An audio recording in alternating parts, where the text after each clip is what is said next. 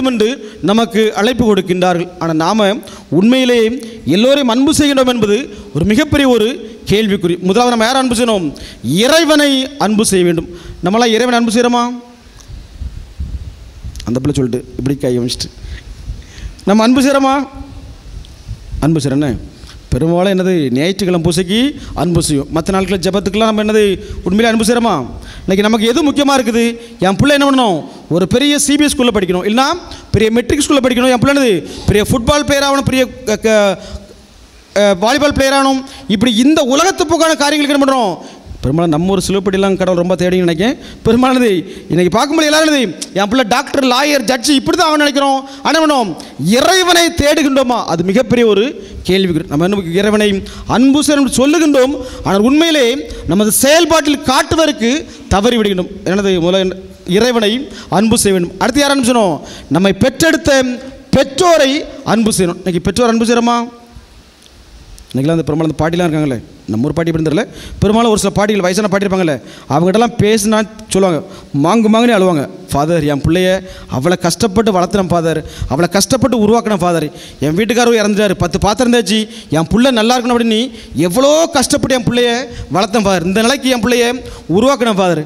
கடைசினாச்சு ஒருவேளை கஞ்சி கூட வழி இல்லை, அது கூட பரவாயில்ல, எம்மா நல்லா இருக்கியா, இந்த வார்த்தை கூட என் பிள்ளை கேட்குற கிடையாது. இதானது இந்த யதார்த்தமாக இன்னைக்கு இருக்குது. பெரும்பாலும் பார்க்கும்போது தான் ஒரு சின்ன ஒரு மீம்ஸ் ஏன்னா சின்ன குட்டி பிள்ளை ஒரு 3 பிள்ளை சின்ன வயசுல இருக்கும்போது என்ன பண்ணுது, ஒரு இந்த பக்கம் ஒரு 2 பிள்ளை, இந்த பக்கம் 2 பிள்ளை, என்னது இது எங்கம்மா இது எங்கம்மான்னு இழுத்துச்சான்.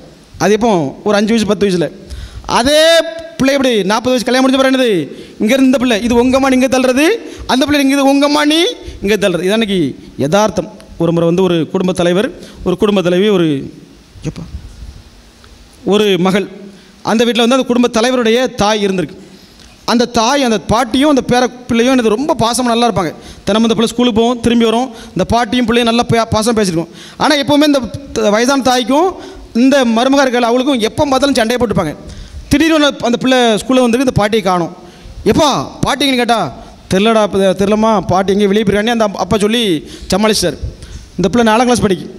ஒரு நாள் ஸ்கூல்லேருந்து என்ன பண்ணிருக்காங்க, அப்படி சுற்றுலா கூட்டி போயிருக்காங்க, இந்த ஏதாச்சும் கூட்டி போய் ஒரு நாள் ஓல்டேஜ் ஹோம் கூட்டி போயிருக்காங்க. கடைசியில் பார்த்தா அந்த பாட்டி எங்கே உட்காந்துருக்கு, அந்த ஓல்டேஜ் ஹோமில் உட்காந்துருக்கு.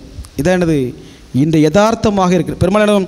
பெரும்பாலும் ஒரு கல்யாணம் முடிகிற தான் என்னது எங்கள் அப்பா எங்கள் அம்மா, அது பிறகு எங்கள் அப்பாவும் வேண்டாம் எங்கள் அம்மாவும் வேண்டாம், தூக்கிட்டு எங்கே விட்டுறோம், ஓல்டேஜ் ஹோம்னு விட்டுறோம் அப்படின்னு. அப்படி பண்ணால் எவ்வளோ கொடுமைப்படுத்த முடியுமோ அவளை கொடுமைப்படுத்துகின்ற இது எல்லாருக்கும் இல்லை, ஒரு சில இன்றைக்கி என்னது நடந்து கொண்டிருக்கின்ற ஒரு நிதர்சனமான ஒரு உண்மை. இதானது பெற்றோருக்கு இழைக்கப்படுகின்ற ஒரு அநீதி. இதானது நம்ம என்ன பண்ணோம், நம்மளை இறைவனை அன்பு செய்ய வேண்டும்.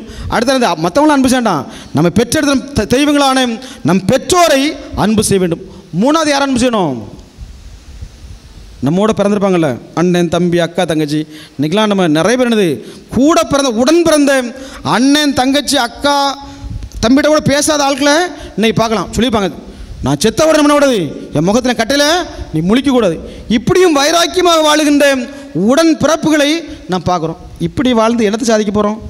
இந்த மூச்சு நின்று போகிறது எல்லாம் முடிஞ்சு போச்சு. எல்லாம் கோபம், வைராக்கியம், பழி வாங்கி எல்லாமே இந்த மூச்சு நின்றுனானது எல்லாரும் தான் ஒரே லைனில் வந்துடுவாங்க சார்.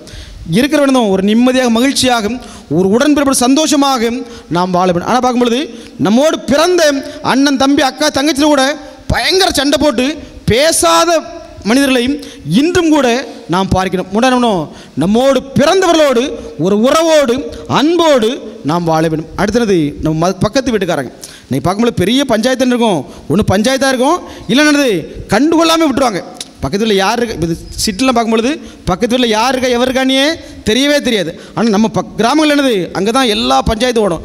அப்படி வீட்டிலேருந்து தண்ணி வரும், பார்த்தா எங்கள் பக்கத்து இருப்போம், உடனே டிஷ்யூம் பண்ணி சண்டை வரும். பைப்பில் தண்ணி பிடிப்பாங்க தான் என்னது டிஷ்யூம் பண்ணி சண்டை வரும். பெரிய போர்க்கிழமை யார்? பக்கத்து வீட்டுக்காரன் தான் நல்லா சந்தோஷமாக ஏதாச்சும் உதவி செய்யக்கூடிய ஒரு நிலையில் இருக்கின்ற பக்கத்து வீட்டுக்காரன் பெரிய ஒரு பிரச்சனையாகவே மாறுறாங்க. என்ன பண்ணும், அடுத்த வீட்டுக்காரரையும் அண்டை வீட்டுக்காரரையும் அன்பு செய்வர்களாக நாம் இருக்கணும். அடுத்தது இயற்கையை அன்பு செய்யணும். இன்றைக்கெலாம் பார்க்கும்பொழுது இப்போ தூத்துக்குடிக்கெலாம் வெள்ளம் வர்றதுலாம் பெரிய ஆச்சரியம். அப்படி தானே, எனக்கு ஒரு 100 வருஷம் முன்னாடி வந்துச்சான். இன்றைக்கெலாம் பார்த்தா பயங்கரமான வெள்ளம். இதுக்கெல்லாம் யார் காரணம்? நம்ம தான் காரணம். பார்த்தா எல்லா ஓடைகள் அப்புறம் என்னாச்சு, மறித்து வீட்டாக கட்டியாச்சு. அது எங்கே போவோம்? அதுக்கு தெரியும் தண்ணிக்கு என் இடம் இது நீ இயற்கைக்கு தெரியும், கண்டிப்பாக தெரியும். இங்கே ஒரு ஓடை இருந்துச்சு, இங்கே ஒரு குளம் இருந்துச்சு, இங்கே ஒரு கால்வாய் நீ அதுக்கு தெரியும் கண்டிப்பாக. அது என்ன வரும், அது நாள் வெள்ளம் வரும்பொழுது அது பாட்டில் பிச்சு போட்டு ரோட்டில் தூக்கி தூர போட்டு அது பாட்டில் போய்ட்டுருக்கோம். நம்ம என்ன பண்ணுறோம், நம்ம கிடையாது, இந்த கார்பரேட் கம்பெனி பண்ணுறான் தன் ஒரு சில சுயநலத்திற்காக மண் கல் அவ்வளோத்தையும் உடச்சி வாங்கி இன்றைக்கி பார்க்கும்பொழுது இன்றைக்கி பெருமளவு அந்த 2024 வருஷத்தை பயங்காட்டிட்டு இருக்கிறாங்க. நம்ம நினச்சிட்டு நல்லா ஆசீர்வாதமாக இருக்கும், ஆசீர்வாதமாக இருக்கணும். ஆனால் பார்க்கும்போது என்னச்சு, ஏப்ரல்லாம் பயங்கர சுனாமி வரப்போகுது, நிலநடுக்கம் ஒரு மணி பயங்கர பயத்தை காட்டிகிட்டு இருக்கிறாங்க. ஜனவரி மாதம் 1ஆம் தேதி என்ன நடந்துருங்களே, ஜப்பானில் மிகப்பெரிய ஒரு சுனாமி, பயங்கர ஒரு அழிவு. நம்மளாம் என்ன நினைப்போம், 1ஆம் தேதி சின்ன யாரும் திட்டக்கூடாது, கோவப்படக்கூடாது, சண்டை போடக்கூடாது. ஏன்னா 1ஆம் தேதி சண்டை போட்டால் வருஷம் போல் சண்டை போட்டு நினச்சிட்டு போக முடியும். அங்கே பாருங்கள் அங்கே ஜப்பானில் முதல் நாள் என்னது மிகப்பெரிய ஒரு பேரழிவு. காரணம் யார், மனிதனுடைய பேராசை, மனிதனுடைய சுயநலம். ஆனால் இறைவன் சொல்வார், அந்த இயற்கை அன்பு செய்யுமாறு நமக்கு அழைப்பு விடுகிறேன். அன்பார்களே, முதலாவதாக இறைவனை அன்பு செய்வோம், நமது பெற்றோரை அன்பு செய்வோம். மூன்றாவதாக நமது உடன்பிறப்புகளை அன்பு செய்வோம், நமது அண்டை வீட்டுக்காரர்களை அன்பு செய்வதை போன்று இயற்கையை அன்பு செய்வதற்கான வர வேண்டி இந்த மாலை வழிபாட்டிலே நம்பிக்கையோடு ஜெபிப்போம். ஆமென்.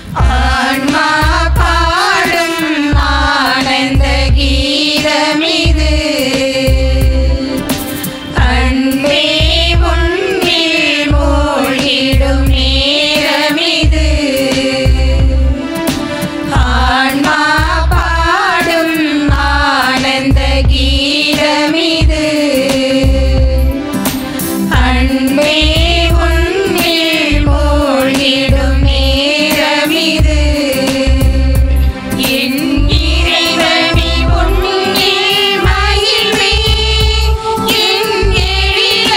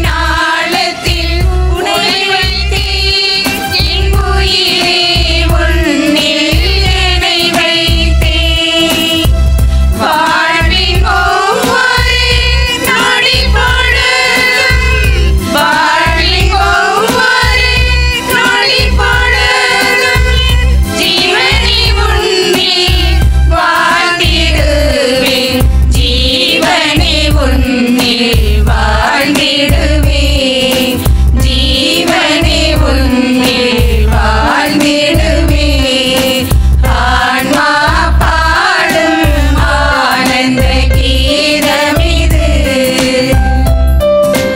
அன்பே உன்னில் மூழ்கிடும் நேரமிது என் இறைவனே உன்னில் மகிழ்வேன் என் எழிலரசே உன்னில் வாழ்வேன் ஆன்மா பாடும் ஆனந்த கீதமிது அன்பே உன்னில் மூழ்கிடும் நேரமிது குறையாத கருணா சமுத்திரமாய திவ்ய சேசுவே, அடியேன் மிகவும் பாவியாயிருந்தாலும் உம்முடைய தயாளத்தை நம்பி உமது கிருபை சிம்மாசனத்தை அண்டி தேவரீரை ஆராதிக்கிறேன். உமது திருதயத்துக்கு ஏற்காத துரோகமாக உமது அன்புள்ள தயவின் பேரில் ஐயப்பட்ட சில பாவிகளுடைய குருட்டாட்டமுள்ள அவ நம்பிக்கைக்கு பரிகாரமாக அடியேன் பரிசுத்த பிதாக்கள் தேவனுடைய வாக்குத்தத்தங்களில் ஊன்றி நின்ற திடனான நம்பிக்கையை உமக்கு ஒப்பு கொடுக்கிறேன் சுவாமி.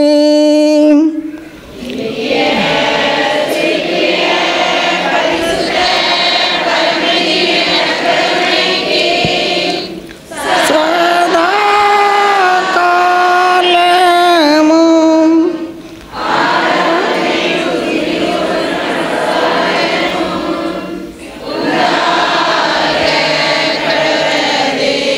சேஷாடி திரியதயத்துக்கு தங்கள் குடும்பங்களை ஒப்புக்கொடுக்கிற ஜபம். சேஷின் திரியதயமே, கிறிஸ்தவ குடும்பங்களுக்கு தேவரீர் செய்து வரும் சகல உபகாரங்களையும் சொல்ல முடியாத உம் நன்மைத்தனத்தில் நினைத்து நன்றியர்ந்த பட்சத்தோடு உமது திருப்பாதத்தில் சாஷ்டாங்கமாக விழுந்து கிடக்கிறோம். நேசமுள்ள சேசுவே, எங்கள் குடும்பங்களிலுள்ள சகலரையும் உமக்கு ஒப்பு கொடுக்கிறோம். தேவரீர் எங்களை ஆசீர்வதித்து இப்போதும் எப்போதும் உம்முடைய திருவிழை நிழலில் நாங்கள் இளைப்பாறச் செய்தருளும்.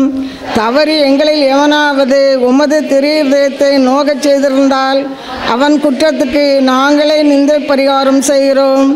உமது திருதயத்தை பார்த்து எங்கள் பரிகாரத்தை ஏற்றுக்கொண்டு அவனுக்கு கிருபை செய்தருளும்.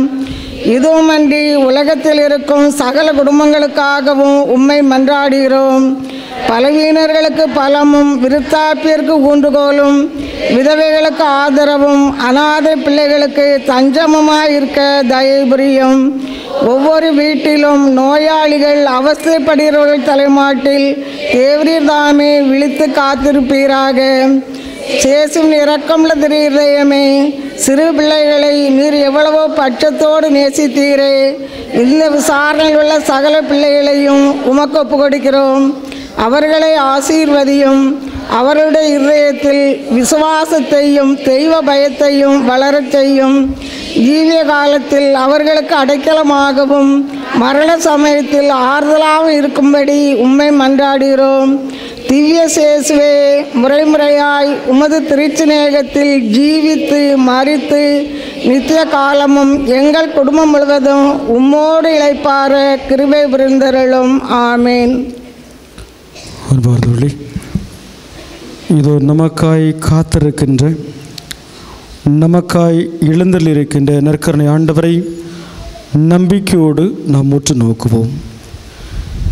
இதோ இந்த இயேசு அன்பின் தெய்வம், இரக்கத்தின் தெய்வம், நம்மை தேடி வருகின்ற தெய்வம். இதோ இந்த அருமையான மாலை வேளையிலே இந்த நற்கருணை கதிர் பாத்திரத்திலே நமக்காய் காத்து கொண்டிருக்கின்றார். நமது உள்ளத்தில் இருக்கின்ற வேதனைகள், வருத்தங்கள், மனப்பாரங்கள், மன அழுத்தங்கள், கடன் தொல்லைகள், இன்னும் என்னென்ன தேவைகளோடு நாம் போராடி கொண்டிருக்கின்றோமோ அவை அனைத்தையும் அறிந்திருக்கின்ற அன்பான தெய்வம் இதோ நமக்காய் காத்து கொண்டிருக்கின்றார். நம்ம ஒவ்வொருவரையுமே அன்போடு உற்று நோக்கி கொண்டிருக்கின்றார். என் மகன் என்னோடு பேச மாட்டானா, என் மகள் தனது கவலைகளை எல்லாம் என்னிடம் சொல்ல மாட்டாளா என்று நமக்காய் காத்து கொண்டிருக்கின்றார்.